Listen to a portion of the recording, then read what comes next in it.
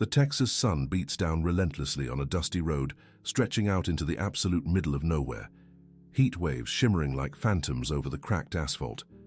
Suddenly, the perspective shifts to a shaky, awkward angle, focusing on the chipped edge of a ceramic fruit bowl and the rough natural grain of a rustic granite countertop. There are no blinding stadium spotlights here, no glittering acoustic guitars, and absolutely no roar from a sold-out crowd. Instead, there is only the low, steady hum of an old refrigerator and the rhythmic, heavy thud of dust-covered boots striking a solid hardwood floor.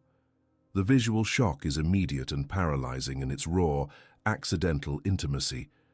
A notification flashes across the screen, and in a matter of seconds, thousands of unsuspecting eyes are violently pulled into the most fiercely protected sanctuary in American country music.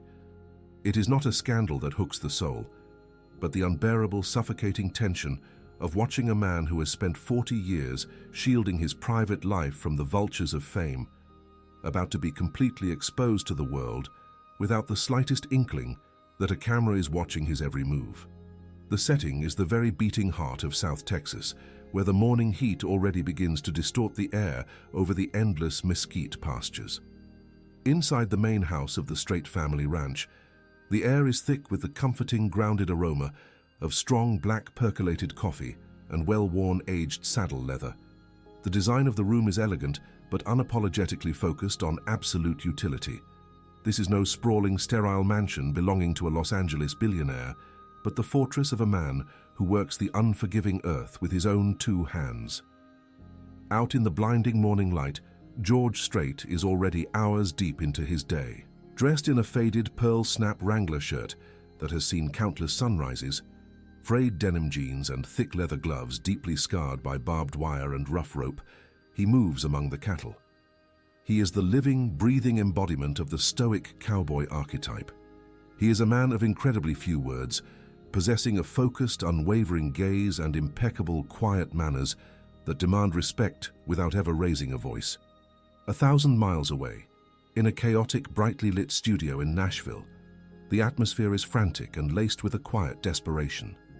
The Nashville Relief Telethon has been broadcasting for hours, struggling to raise funds for families whose homes were swallowed by recent devastating floods. The producers are exhausted, staring at a donation ticker that is moving far too slowly to help the desperate people relying on them.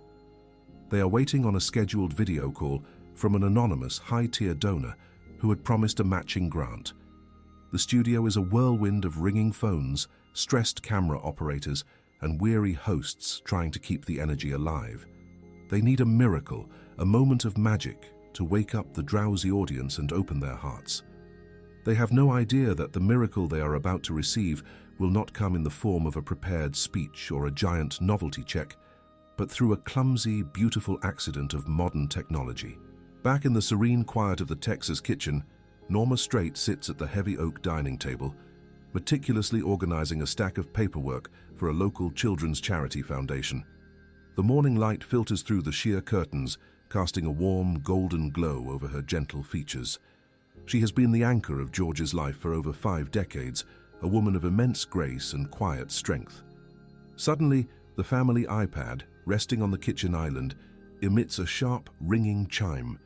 The screen lights up with a video call request. Expecting to see the bright, smiling face of her grandson calling before his school day begins, Norma sets her pen down and hurries over. She does not reach for her reading glasses resting on the table. She simply taps the green accept button, her heart already full of the anticipated joy of seeing her family.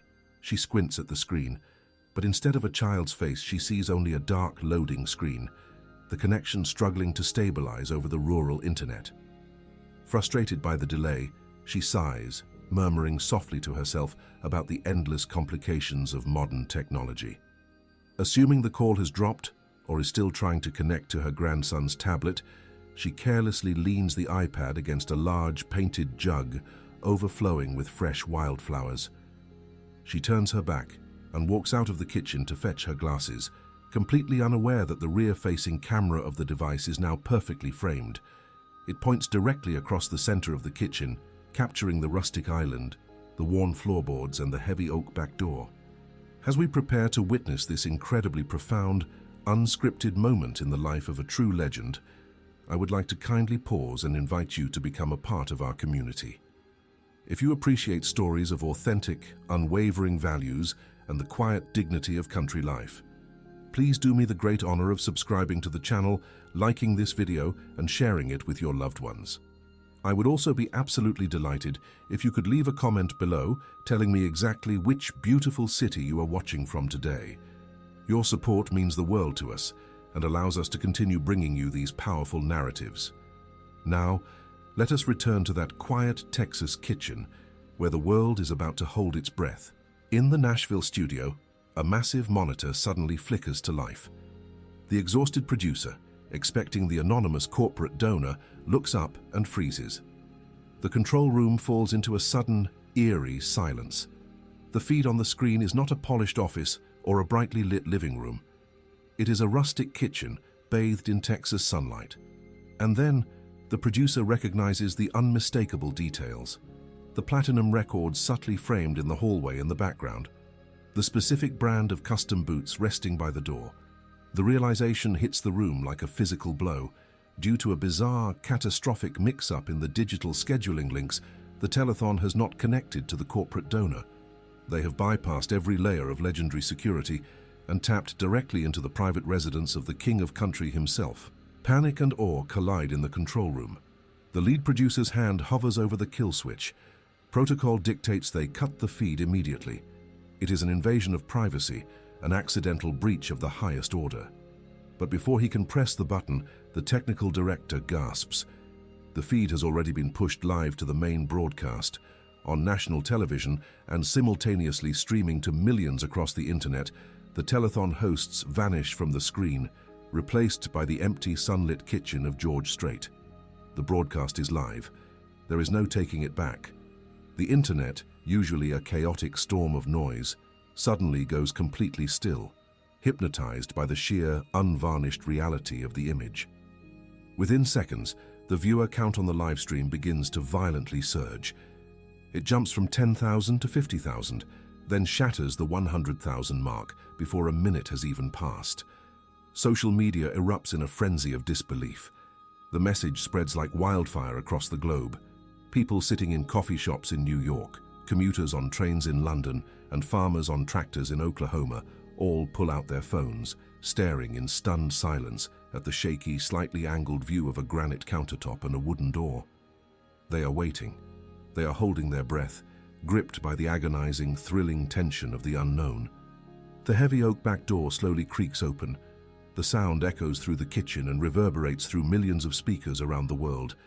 The collective heartbeat of the internet seems to stop. A figure steps into the frame. It is George. He does not stride in with the polished swagger of an entertainer taking the stage.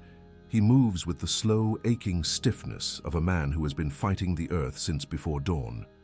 He is covered in a fine, pale layer of Texas dust, his denim shirt stained with sweat and the dirt of the ranch. He reaches up with a gloved hand and slowly pulls the worn cowboy hat from his head, revealing messy, sweat-dampened hair. He walks heavily toward the large porcelain farmhouse sink. The camera captures every agonizing detail of his exhaustion. This is not the smiling, effortless icon the world knows. This is a man carrying a heavy, invisible burden. He turns on the faucet, the sound of the rushing water loud and clear through the iPad microphone. He splashes the cold water over his face, his shoulders slumping under a weight that has nothing to do with fame or fortune. The producers in Nashville watch in absolute terror and profound fascination. They know they should cut the feed, but the world is absolutely mesmerized.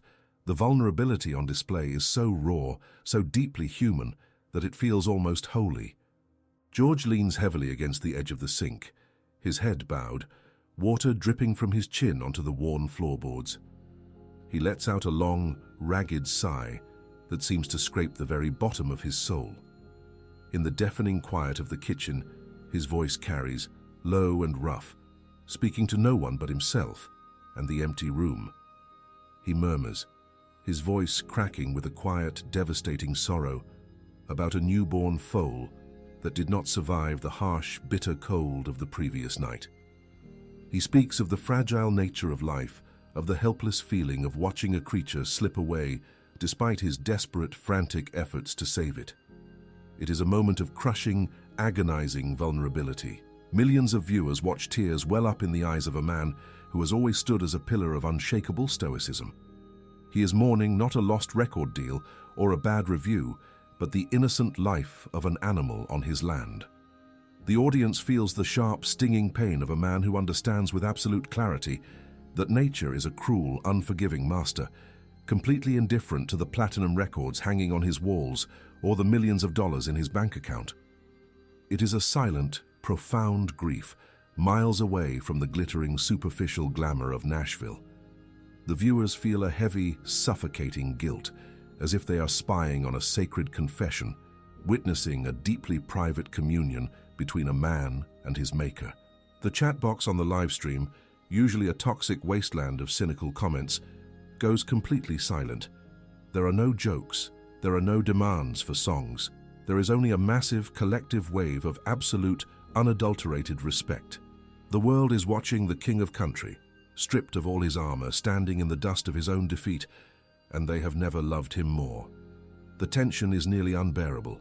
The viewers are paralyzed, desperate to reach through the screen and offer comfort to the man who has soundtracked their greatest joys and deepest sorrows, yet knowing they are invisible phantoms intruding on his darkest hour. The morning light shifts, casting long melancholic shadows across the kitchen floor.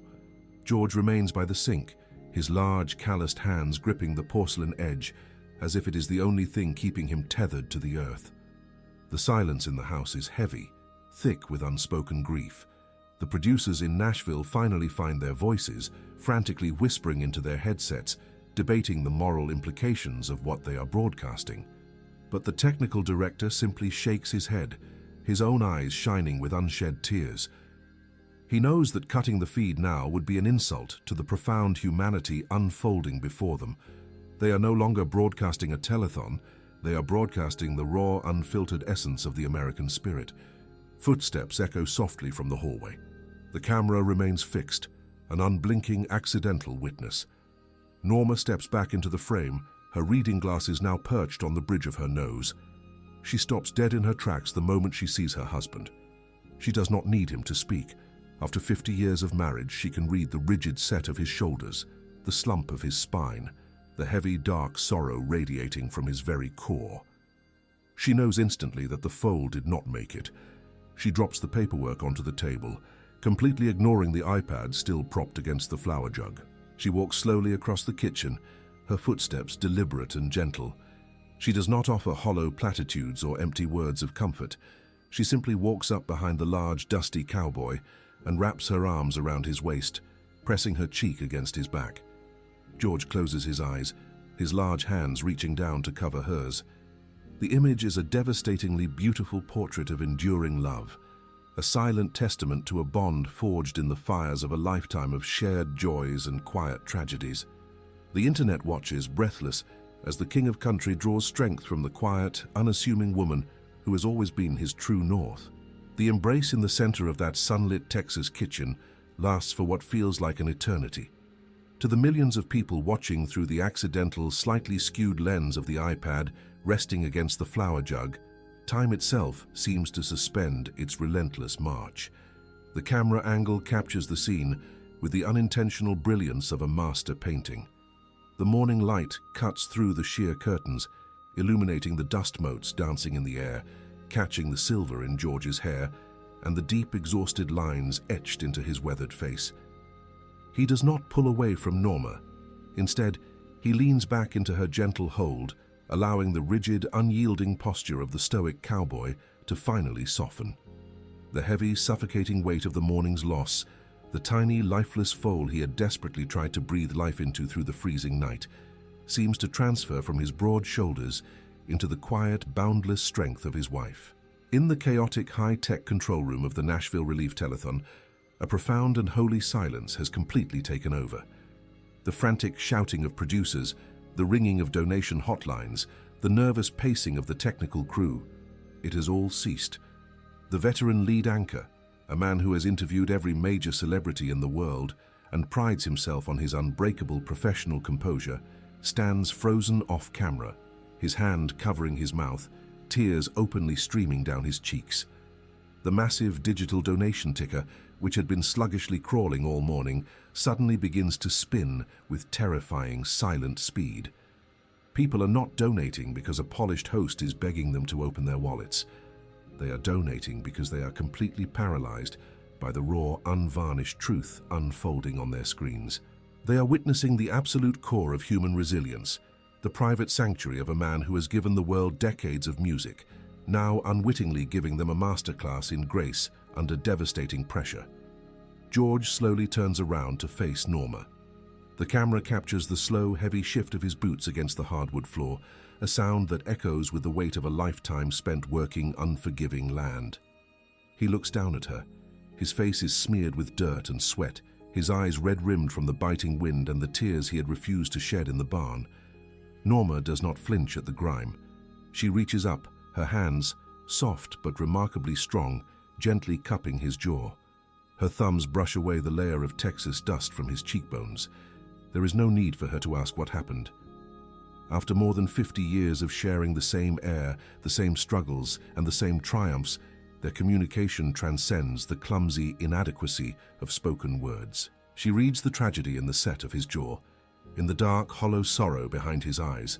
She knows the brutal, unpredictable cruelty of ranch life.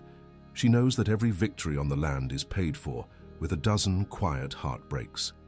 The global audience watches, absolutely mesmerized by the profound dignity of the moment. In a world utterly consumed by manufactured drama, toxic celebrity culture, and desperate cries for attention, this accidental broadcast feels like a sudden rushing breath of pure mountain air. A long-haul trucker pulling over on a snowy highway in Ohio, a weary night shift nurse sitting in a break room in London, a farmer checking his phone in the scorching heat of the Australian outback. They are all united in this single suspended moment of shared humanity. The live chat box, usually a torrent of chaotic noise, has transformed into a rolling river of silent reverence. There are no demands, no criticisms, no cruel jokes. Millions of strangers are collectively holding their breath, terrified that any sudden movement on their part might somehow break the fragile, beautiful spell taking place thousands of miles away. George looks down into Norma's eyes, his chest rising and falling with a slow, ragged breath. The tension in the kitchen is palpable, thick with the smell of old coffee and the metallic scent of cold dirt. Then, the dynamic of the scene shifts in a way that will forever alter the cultural landscape of the internet. George does not turn away in bitterness. He does not curse the sky or complain about the agonizing unfairness of his labor. He simply reaches out, his large, scarred, leather-gloved hand gently enveloping Norma's smaller hand. He pulls her a fraction of an inch closer. There is no music playing in the house. There is no sweeping orchestral score to manipulate the emotions of the viewers. There is only the low, steady hum of the refrigerator and the faint, distant sound of the Texas wind rattling the window panes. Yet, right there in the middle of the kitchen, bathed in the golden morning light, the king of country pulls his wife into a slow, deliberate dance. He takes a step back, guiding her with an effortless, ingrained rhythm. His heavy boots slide against the floorboards, a slow, shuffling waltz born of pure instinct. Norma follows his lead perfectly, resting her head against his chest, right over his heart, completely unbothered by the dirt and sweat staining his shirt. George closes his eyes, resting his chin gently on the top of her head. He begins to hum. It is not one of his massive, chart-topping stadium anthems. It is a low, deep, vibrating hum that seems to originate from the very center of the earth.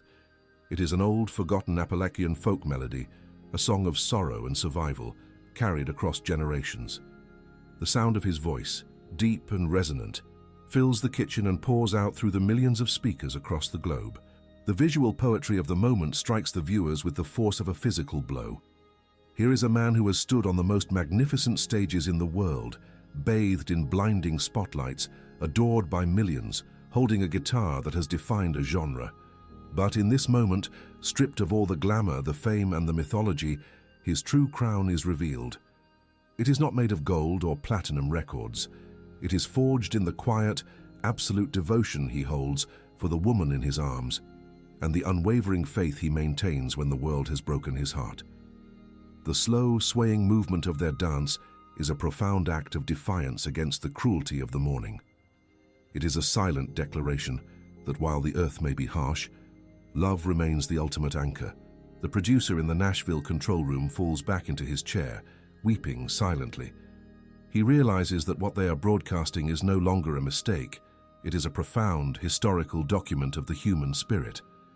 The donation ticker crosses the $1 million mark, then 2 million, spinning wildly as people from every corner of the globe pour their resources into the telethon, moved to action not by a plea for charity, but by the overwhelming desire to honor the sheer goodness radiating from their screens. They are giving money in the name of the quiet cowboy dancing in his kitchen. George stops humming. The silence rushes back into the room, heavy and pregnant with meaning. He stops swaying, but he does not let Norma go. He lifts his head, his eyes still closed, and takes a deep, grounding breath of the air.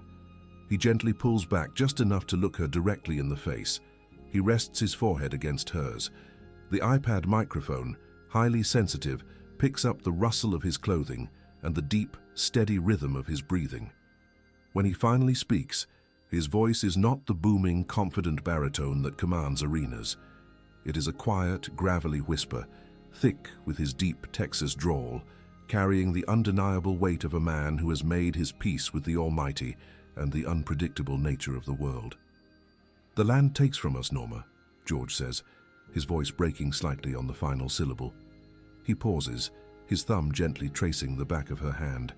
"It takes and it breaks, and sometimes it feels like it just don't care how hard you fought." He closes his eyes again, shaking his head slowly, the image of the lost foal clearly flashing through his mind. But then his posture changes. The sorrow does not vanish, but it is suddenly eclipsed by a towering, unshakable gratitude. He opens his eyes, looking at his wife with a reverence that brings the internet to a complete standstill. "But Lord knows," George continues, his voice steadying, growing deeper, resonating with an absolute crystalline truth. "Lord knows how much it's already given us. We woke up this morning, we have this roof, I have you. We are blessed, Norma. We are so profoundly blessed." Those words, spoken to an empty room, intended only for the ears of the woman he loves, strike the world like a bolt of lightning. The revelation is absolute and undeniable. There is no carefully crafted public relations strategy here. There is no separation between the man and the myth.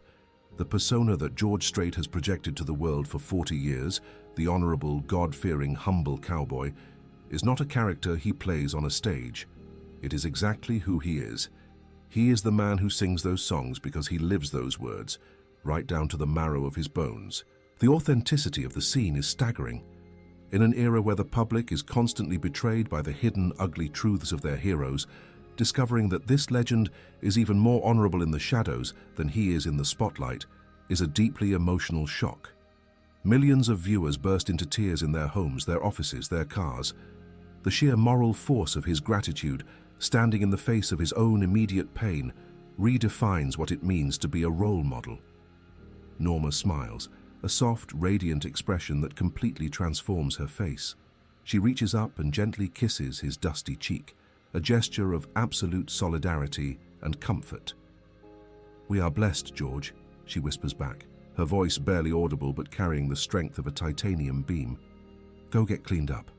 I'll pour you a fresh cup of coffee." George nods slowly, the heavy burden of the morning finally beginning to lift from his shoulders. He squeezes her hand one last time before letting go. He turns away from her, his boots dragging slightly on the floorboards as he walks toward the long kitchen island. He reaches for his favorite ceramic coffee mug, the one chipped near the handle from years of use.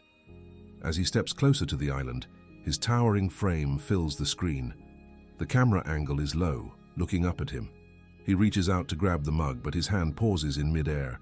His eyes, sharp and accustomed to noticing the smallest details on the vast expanse of his ranch, catch a tiny, unnatural reflection. It is the microscopic, glowing green indicator light shining steadily from the bezel of the iPad, which is still resting innocently against the painted flower jug. George freezes. The global audience freezes with him. The tension, which had just dissipated in the warmth of the dance, suddenly rockets back to an agonizing, heart-stopping peak. The King of Country slowly lowers his hand from the coffee mug. He leans forward, his brow furrowing in confusion. He squints at the screen. Due to the angle and the glare of the morning sun, it takes him a few agonizing seconds to process what he is looking at. On the split screen of the iPad, he does not see his grandson's face. He sees the brightly lit, chaotic studio of the Nashville Relief Telethon. He sees the terrified, wide-eyed faces of the telethon hosts, staring back at him like deer caught in the headlights of a massive truck. And on the sidebar of the screen, he sees the waterfall of text, millions of comments scrolling by at a dizzying, incomprehensible speed, a visual representation of the entire world watching him in his most private, vulnerable moment. The climax of the situation has arrived. The internet holds its collective breath, bracing for the inevitable explosion. A normal celebrity, a man whose privacy had been so deeply and accidentally violated, would have every right to erupt in a volcanic fury. They would scream, they would smash the device, they would immediately dial a team of ruthless lawyers. The producers in Nashville are visibly shaking on screen, the lead anchor opening his mouth, desperately trying to find the words to explain the catastrophic technical failure. George Strait stands perfectly still. He does not shout. He does not recoil. He slowly reaches into his shirt pocket, pulls out his wire-rimmed reading glasses, and carefully slides them onto his face. He leans closer to the screen, his eyes scanning the Nashville studio, the terrified hosts and the staggering viewer count flashing in the corner of the display. He takes a long, slow breath, processing the absolute magnitude of the breach. The world waits, completely at the mercy of his reaction. The silence in the kitchen is absolute, a heavy, suffocating blanket that seems to smother the very air. George Strait, the undisputed king of country music, stands frozen before the glowing screen of the iPad, his wire-rimmed reading glasses perched on his nose. The digital waterfall of millions of comments reflects in the lenses of his glasses, a terrifying, silent testament to the magnitude of the invasion.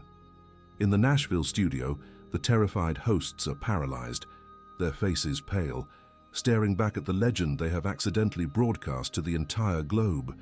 The world holds its breath, bracing for the inevitable explosion of righteous fury.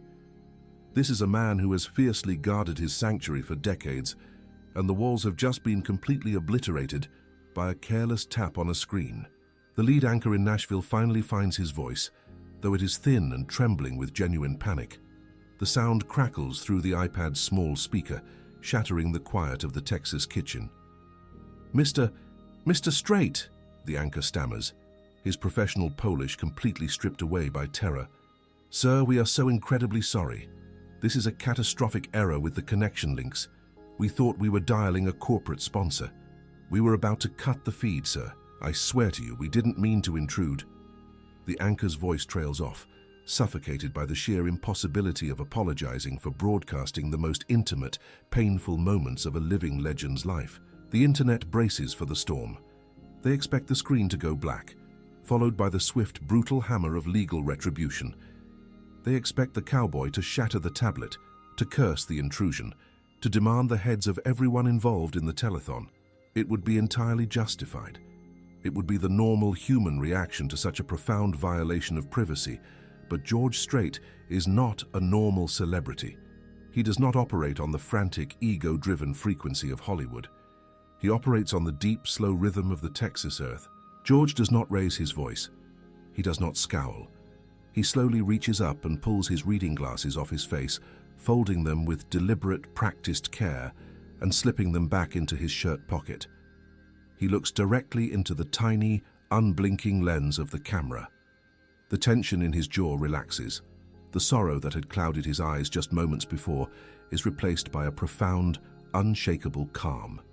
He stands tall, his broad shoulders squared, a man completely at peace with exactly who he is, regardless of who is watching. A slow, restrained smile touches the corners of his mouth.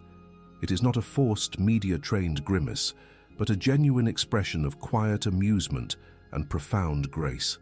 The sheer class of the man radiates through the digital connection, washing over the terrified producers and the millions of viewers like a wave of pure, calming water.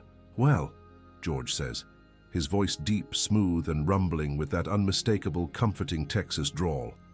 The sound of his voice, speaking directly to the camera, sends a physical shockwave through the global audience. "Good morning to you folks in Nashville, and I suppose good morning to everybody else out there." He pauses, his eyes crinkling slightly at the corners. He does not sound angry. He sounds like a neighbor who has just unexpectedly run into you at the local hardware store. He reaches over to the kitchen counter, picks up his dusty, sweat-stained cowboy hat, and places it back onto his head. He adjusts the brim with a slow, deliberate movement, a gesture of absolute, ingrained respect. "I have to apologize," George continues, his tone even and incredibly polite. "I apologize for the dust, and I certainly apologize for the lack of music this morning, gentlemen. We weren't exactly expecting company." The anchor in Nashville lets out a sound that is half sob, half laugh, the relief nearly buckling his knees. "Sir, the apology is entirely ours. We are so sorry. We are raising money for the flood victims, and we—" George raises a single gloved hand, gently cutting the anchor off. The gesture is small, but it carries the absolute authority of a man who commands respect simply by existing. "I heard," George says softly. He looks down at the screen, his expression turning serious but deeply compassionate. "I heard what you folks are doing. It's a hard world out there sometimes. The water takes, just like the cold takes. But we have to help each other rebuild. That's just what neighbors do." He looks back up into the camera, his gaze piercing through the digital divide, connecting directly with the millions of souls watching in stunned silence. The authenticity of his presence is overwhelming. He is not performing. He is simply being George Strait. "I hope," he says, his voice carrying the weight of a solemn prayer, "I hope you boys are raising a good amount of money for those folks who need it today. You keep up the good work." With that, George Strait reaches out, his large, calloused finger hovering over the screen. He does not slam the tablet shut. He does not break the connection in anger.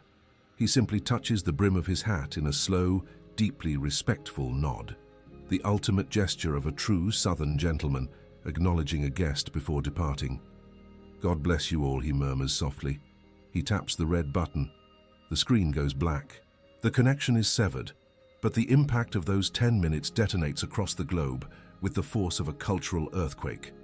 The internet does not just break, it completely transforms. In the immediate aftermath, the silence in the Nashville studio is deafening. The producers stare at the blank monitor, completely stunned by the sheer magnitude of the grace they have just witnessed. And then, the digital donation ticker, which had already been spinning rapidly, absolutely explodes. The system crashes twice within the next 5 minutes, overwhelmed by the sheer volume of traffic. Millions of people, moved to the very core of their being by the quiet dignity, the raw vulnerability, and the overwhelming kindness of the King of Country, open their wallets. They are not donating to a telethon anymore. They are contributing to a movement. They are donating in the name of the lost foal. They are donating in the name of the slow dance in the dusty kitchen. They are donating because a man showed them in real time what absolute unwavering integrity looks like. The clip of the accidental broadcast does not just go viral, it becomes a monument. In a digital landscape completely saturated with toxic leaks, cancelled celebrities, and manufactured outrage, the video of George Strait becomes a massive, glowing oasis of positive masculinity, enduring marital love, and the quiet dignity of hard work. Social media platforms are completely flooded with messages from people of all generations, from teenagers to octogenarians, openly weeping as they share the video. News anchors on major networks choke up as they replay the footage of the slow dance. Opinion pieces are rapidly published in major newspapers, not dissecting a scandal, but analyzing the profound cultural hunger for genuine, unscripted honor. The phrase, "We are blessed Norma," becomes a global trending topic, a mantra for gratitude in the face of hardship. The world realizes that they had accidentally stumbled into the most protected sanctuary in music, only to discover that the man inside was even greater than the legend they had worshipped. Months later, the Nashville Relief Telethon announces its final staggering total. They have raised a historical amount, breaking every record in the history of the organization, driven almost entirely by the millions of fans who donated in the immediate aftermath of the kitchen dance. The funds rebuild entire communities, restoring homes and lives that had been washed away by the floods. The accidental breach of privacy resulted in a tidal wave of salvation for thousands of desperate people. Down in South Texas, the dust continues to blow across the mesquite pastures. The sun still beats down relentlessly on the unforgiving earth. The ranch remains as fiercely private and utterly silent as it has always been. George Strait does not issue a press release about the incident. He does not give an exclusive interview to a major network to capitalize on the viral moment. He does not mention it on stage. He simply wakes up before dawn, puts on his worn boots, and goes back to work, fighting the land, loving his wife, and living the words he sings. The legend of George Strait reaches an untouchable mythical status. The world finally understands the ultimate truth about the king of country. True integrity is never about how brightly you shine when the stadium lights are blinding and the crowd is screaming your name. True integrity is the man you are when the music stops, your heart is breaking, and you believe that absolutely no one is watching. The man who works the earth with his own hands, who bows his head in gratitude amidst his sorrow, and who treats an accidental intrusion with the grace of a king, has absolutely nothing to fear from the truth. Before we part ways, I want to gently remind you of the invitation I extended earlier. If this story of unwavering grace and true country values moved your heart, please take a moment to subscribe to our channel, like this video, and share it with those who appreciate the quiet strength of real legends.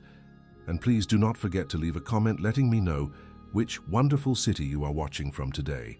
Your continued support is a blessing, and it allows us to keep sharing these profound, true stories with the world.